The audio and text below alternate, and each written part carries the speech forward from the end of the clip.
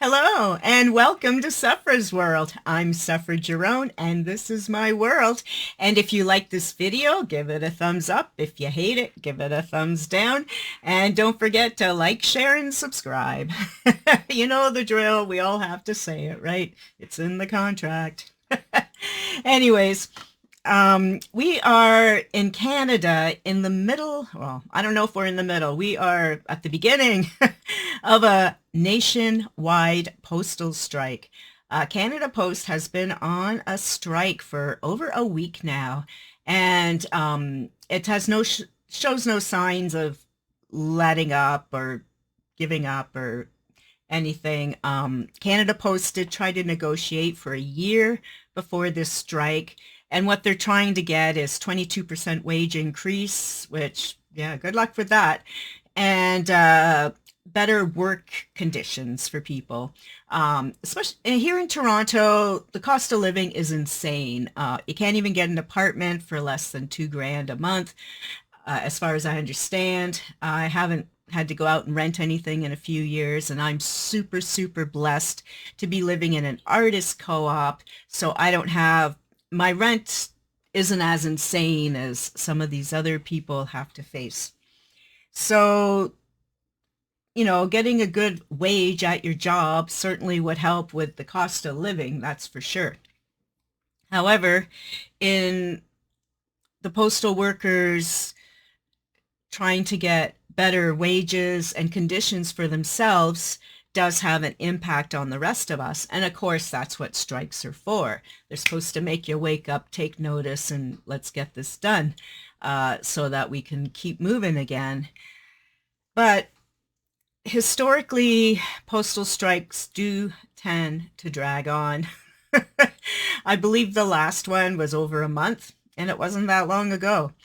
So strap in and buckle up because it's probably going to be a long ride. Today is November the 24th and the strike has been on for a week and shows zero signs of being over anytime soon. They've sent in a new negotiator yesterday or today or tomorrow to try and do some more strategies, but I'm not holding my breath. So this is impacting a lot of people in a lot of ways. As you can well imagine, there are 85,000 passports that cannot be delivered. I know a few people waiting for passports, passport renewals, and so on. And if they had opted into getting their passport in the mail, like most of us do, they're kind of screwed. And people who need to leave for holidays, like, hey, December's next week. Students are coming out of school. They want to go see their families. They want to travel. They want to do whatever it is they've been saving up to do in December and January. So with some people, they're able to get through on the phone and go and pick up their passports at various service centers. But I talked to someone the other day that said they tried phoning a few times, and it's like, you're caller number 549. Like what? You're going to be on hold for 3 days, right? So it sounds super frustrating. So I hope the passport office is able to somehow navigate these difficult waters so that people can at least get their passports and move on with life. And I think if you live in a city like Toronto, I don't see why you wouldn't be able to just go to the Service Ontario place and get your passport if they know that's what you want to do. But trying to get through to tell them that seems to be a challenge. Then, of course, we look at, all kinds of things that are in the mail. I'm waiting for some new glasses so I can drive. I mean, my driving glasses still work fine, but I got a new prescription, so I'd like to get my new ones, please. And those are coming in the mail. However, if you shop on Amazon, that's not the mail. That's Amazon, and that's not on strike. So Amazon's probably doing even better than usual. But small business or big business, any business that uses Canada Post, you're kind of screwed. I have a Poshmark store, and yeah, can't do nothing because in Canada on Poshmark you're only allowed to use Canada Post, and I have a whole other video on my Poshmark channel about all that. And then, if you're ordering off eBay and Etsy and stuff like that, you may or may not be successful because what I've learned through this strike is that even if you think you're ordering through FedEx or something like that, if you have a post office box or you're in a very rural area or even a not so very rural area, Canada Post is the one that delivers for FedEx and UPS and that sort of thing, which I never knew before, but people who live this life do know that. And so it's definitely affecting all that situation as well. So for me, like a lot of people, our income streams, as precarious as they were before, it's now the pits. I was actually pretty much paying my rent on my Poshmark sales the last few months. I've finally risen up to ambassador two and was starting to get a little bit of traction. Not big ones. I don't sell like expensive stuff, so I don't make expensive money. But, it was paying some bills there, and I was like enjoying that and thinking about a better life. So now I have to figure out my other income streams again. And luckily I'm one of those versatile people.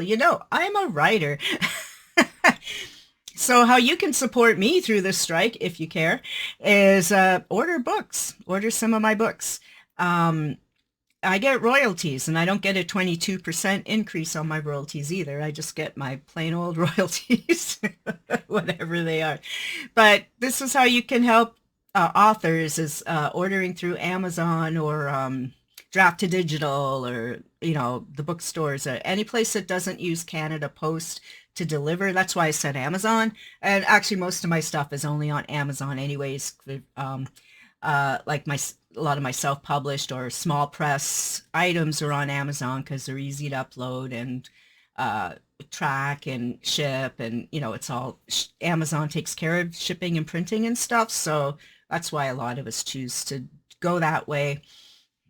So books you can buy from me to help us through these magical times. My newest book is Theatre Macabre. And this book just came out in October 2024, just in time for Halloween. And it's put out by the Great Lakes Horror Company. And it's my very first book of poetry. And also I did all the photographs and manipulated them and stuff. And though it's not a photo book, I don't have the skills those big skills. Each poem does have a photo.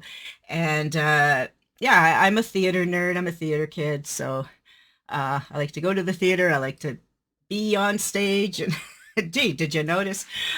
So, that this was this Great Lakes Horror Company has published me with this, and it's hot off the press. So you can actually order this, and you will get it because it's on Amazon. All around the world, Amazon America, Amazon Canada, Amazon UK, all of it. It's everywhere. So you can enjoy my new poetry book. And then another book I actually came out the same week is I've been writing a horror novel on Substack. And what I've been doing is I write what I call a slice. It's not a full chapter, but I write a slice a week and I publish it on Sundays.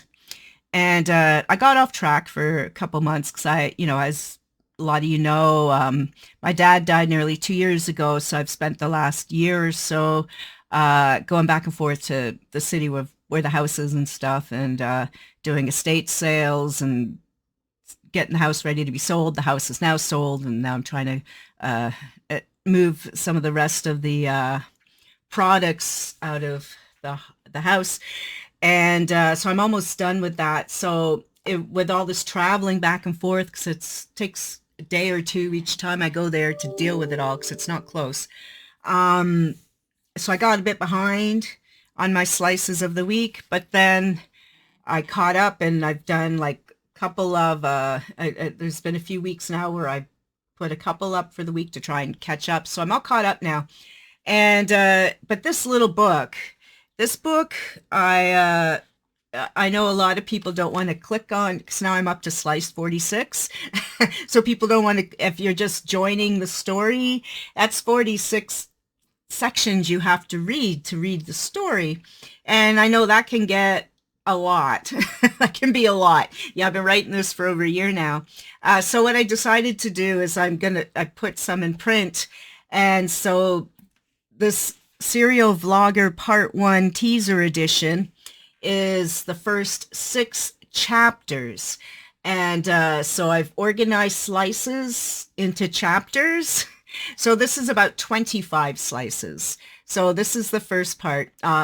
You know, my goal is by the time I finish writing the book, and I do know how the book is going and how it ends, and we're about 3/4 of the way through the story now.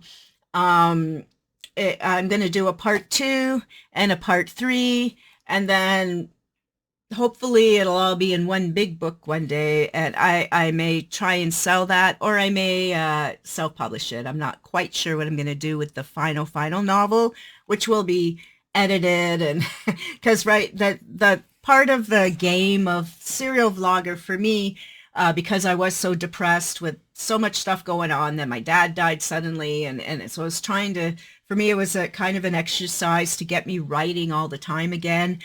You know, I write a lot of blogs, and, you know, I write on Patreon, I write, you know, this and that, but to get focused on a novel, because I'm supposedly a novelist, and it's been a very long time with all this crisis in my life for the last 10 years, trying to pull myself together and get focused. So for me as a writer, and some of you may, you know, understand this or relate to it or may want to try it. So I thought, okay, I'm saying publicly, I am posting one bit a week, and I'm going to write it that week or that day. It's not pre-written, but then I did NaNoWriMo before it all blew up in the summer. And so I got a huge chunk done. So then, but then I still had to kind of make sure it looked good. But so I missed a couple weeks anyways because I was traveling so much. And then anyway, so now I got back on track with that. So I'm like, oh man, I'm not even keeping my own, you know, it's only needs to be 500 to 1,000 words for one week. How hard, you know, Stephen King writes like a novel a day. Like, why can't I? You know, so for me, it was, can I do this? Is it interesting? I learned a lot about trying to bring the hook in, and then, you know, the leaving it wanting more in a very short space, and doing that 46 times. Some are more successful than others, of course. And it is, you know, I love all my characters in the book. You know, I have these different people doing different things. I have a woman who's discovered that she's loves to do mukbangs, and she becomes a mukbang star. There's someone who's been on the air for a long time, and she talks, or they talk about anything from ghosts to the white vans that, you know, people get smuggled into, and you know, serial killers, a serial vlogger, right? Then there's like a preacher type person that interjects now and again with his rantings and observations of the human condition and society as a whole. And some more mukbangers, because one of my main characters, Marissa, she will enter the world of YouTube mukbanging. It really is, serial vlogger is YouTube culture is what it is. I'm not sure how, if I'm actually allowed to say that in the actual book, so I refer to it, but not. So it would make a good movie because it's a lot of little images and snatches of conversations as they click through the channels, deciding what to watch. There's a divorced woman who becomes an ice cream truck driver, and then she gets hit by lightning and all hell breaks loose, literally. There's a goth girl who's attacked by a monster at the bus stop, and she and the ice cream woman cross paths and more will happen with that. And so on and so forth. So yeah, I really enjoy all my characters. Yeah, and there's a lot of men in there too, don't worry. I know I was looking at it the other day going, oh, a lot of women in this book. But it's almost like some of the women are main characters and but they interact with men. And then I have a like the preacher guy, and then there's a male mukbanger, and there are a couple of other men that are very prominent in the story too, but I don't want to say too much about the one guy because he's kind of he's really cool, and I don't want to kind of give away what his deal is yet. Yeah, so you can order this teaser edition. It's the teaser edition because it's only the first few chapters. What about, wait, there's more. And it was professionally formatted, so unlike some of my other books. So Weird Tales of Terror is also a book you can pick up. It's been out a couple of years now. And this is also a Great Lakes Horror Company book. Serial Vlogger is Scarlet Publishing, I should say. Weird Tales of Terror is Great Lakes Horror Company. And this book, it's been around for a while. You've seen it. I've had different covers, different publishings of it. And it's basically very early work of mine. Couple of, I think 6 stories. Most of them were already published. And then a whole novel, and Captured Souls. This book, this cover, I don't think this is the current cover on the editions now. I keep changing the covers.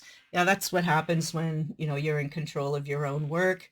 This book was originally published by Sam Hain Publishing, edited by Don Doria, and it's kind of like a mad scientist story, and it takes place in Toronto and centers around a U of T professor who's kind of like a mad scientist. She has a secret laboratory in her basement that she pays for with government grants. And yeah, scene. So yeah, so since we're in a standstill, you can help me out get through this season by ordering some of my books. Remember, you're Canadian authors, and that we're kind of paralyzed right now with the mail strike, especially those of us that have side incomes that involve small businesses where we're affected by the mail strike. But you can order our work on Amazon. And also, don't forget to recommend our work for awards and stuff. Not just me, but anyone, anywhere. It's always fun to be recommended.